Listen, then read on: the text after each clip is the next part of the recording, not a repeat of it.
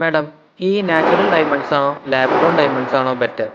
ഇപ്പോൾ lab grown diamonds വന്നതുകൊണ്ട് natural ഡയമണ്ട്സിന്റെ rate കുറയാൻ സാധ്യതയുണ്ടോ? Lab grown diamonds are grown in lab reactors. So there will be a huge supply. According to economics, when there is a huge supply, price will drop. But diamonds അങ്ങനെയല്ല. Diamonds is so rare and the supply will be low. So diamondsന്റെ rate കൂടാനാ chance ഉള്ളൂ. അപ്പോൾ ഈ natural ഡയമണ്ട്സും lab grown ഡയമണ്ട്സും തമ്മിലുള്ള വ്യത്യാസം എന്താ?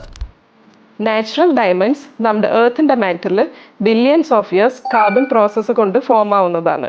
സോ അത് നമ്മൾ മൈൻഡ് ചെയ്ത് എക്സ്ട്രാക്ട് ചെയ്യുന്നത് it's a very costly and risky process. But lab grown diamonds are formed in lab reactors within 1 week.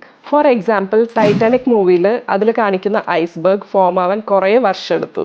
But നമ്മൾ നമ്മുടെ വീട്ടിൽ ഫ്രിഡ്ജിൽ ഐസ് ക്യൂബ്സ് വെക്കുമ്പോൾ within 3 hours we can form it.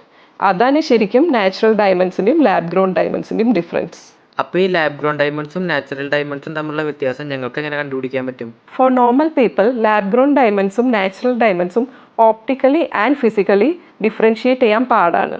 only after getting a certificate from the authorized lab നമുക്ക് നാച്ചുറൽ ഡയമണ്ട്സും lab grown ഡയമണ്ട്സിൻ്റെയും ഡിഫറൻസ് അറിയാൻ പറ്റുള്ളൂ. ഇതുപോലെയുള്ള ഗോൾഡ് ആൻഡ് ഡയമണ്ട് റിലേറ്റഡ് കണ്ടൻസിന് പ്ലീസ് ഫോളോ അവർ പേജ്.